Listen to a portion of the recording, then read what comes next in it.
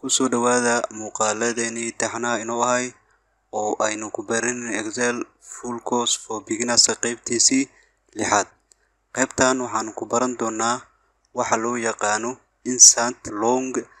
slash short dates sida loo soo geliyo Excel taariikh dheer iyo taariikh gaaban labadaba sida soo gelin lahayd. Si la mid ah waxaan ku arki doonaa sida loo soo geliyo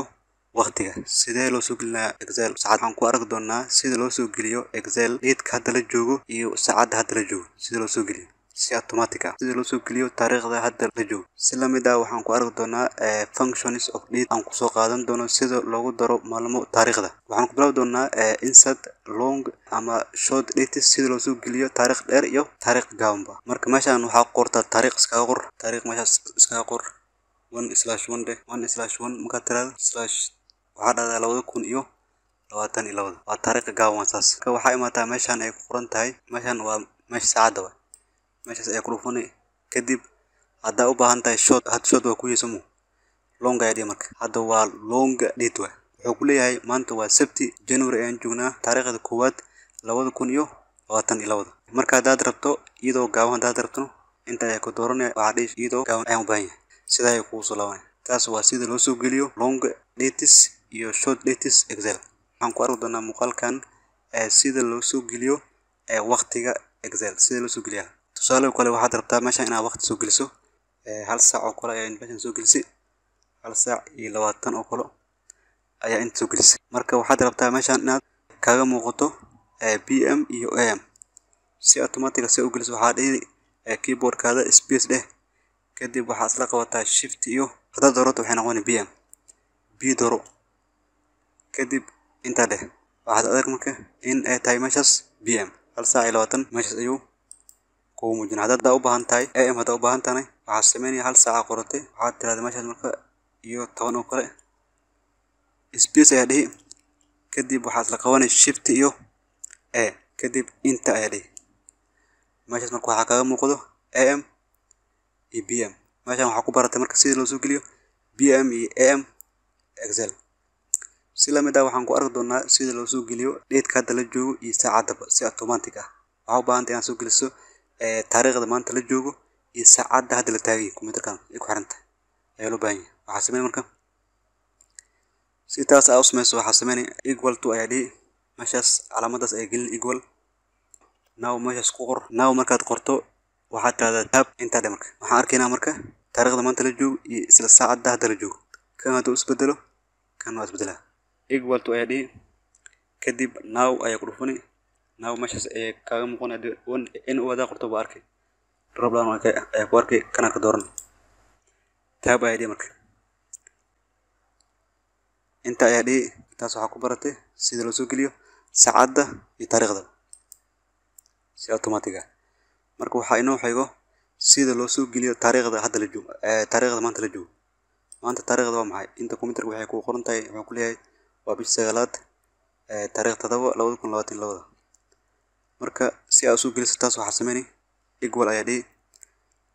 waxaa ku dhufanay today markaad doorato today markaad qorto asaaba ku soo muujinaya meeshaas tab ayaa dhihi inta ayaa dhihi meeshaas waxaad arki marka taariikhda maanta la joogo bisha 9aad taariikh 7 2022 markaad saacadda waa ku dejimo tan waa inay isbedeshay waa si automatic ah. Dhanka kale waxaan arki doonaa sida loo soo geliyo maalmo sida loogu daro taariikh ku qoran ayaa u baahan tahay marka in aad ku darto maalmo sidee taas u sameynay. Tusaale kale meeshaan ayaan u baahanay marka taariikhna aan qorno kadib today ayaa qoray hadda tii aad taabato uuna ku darto asaga fahma kadib tab ayaa dhihi inta ayaa dhihi taariikhda maanta ayuu meeshaas ku soo waanay. Marka si aad meeshaan taariikh oo 7 ah si aad maalmo ugu darto maxaa sameynay meesha aad rabto inay taariikhda ay ku gasho ayaa sameysan karto inta ay u baahan equal ayaan dhina marka equal markaan dhano waxaan u baahanahay kan dooranina taariikhdan maanta la joogo ayaa waxaan rabnaa inaan ku darno 3 maalin noqdo inaan ku darno 3 maalin waxaa qabataa marka shift waxaad la qabataa plus kadib waxaa doorataa lambarka aad rabto inaad ku darto. Waxaan rabnaa inaan ku darno 3 oo kale. Inta ayaa dhig marka. Meeshaas waxaa ku arki marka taariikh 7 oo maanta ah lagu daray 3 beri waxay noqon marka taariikh 10. Si la mid ah ka jarna waa samayn kartaa. Kan ayaan soo qaadanayna ama formuladeedan galina. Waxaan samaynaa si dheet lagu daro waxaa waaye waxaan dhahnay equal ayaan bilaabno markasta equal waa inaan ka bilowdo si uu u shaqeeyo formulas. Marka today oo ma qor kadib tab dheh inta ayaa dhihi kadib taariikhda markay ku qoranto maxaad rabtaa inaad ka jarto. Waxaan rabnaa inaan aragno sida loogu jaro taariikhda meeshan ku qoran. Hadda waxaan aragnaa sida loogu daro maalmo taariikhda, sida marka loogu jaro maalmo taariikhda. meeshaan kala u baahan tahay taariikhda inaa wax ka jirto equal to ad kadib waxaan dooranayna marka taariikhdan ayaan rabnaa inaa waxaan ka jarno ayaa dhihi shift umbendas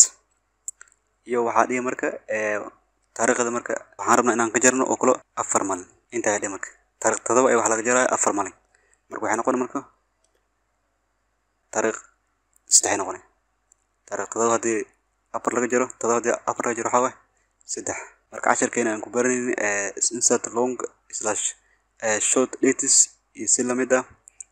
si saacad loo soo geliyo excel si lamid ah waqtiga hadda la joogo iyo saacadaba taariikhda iyo sida loo soo geliyo date-ka excelka si lamid ah sida maalmo loogu daro taariikhda iyo loogu jaro ayaan ku barnaa muuqaalkan qaybtiisii 6 intaas ayuu ku egyahay.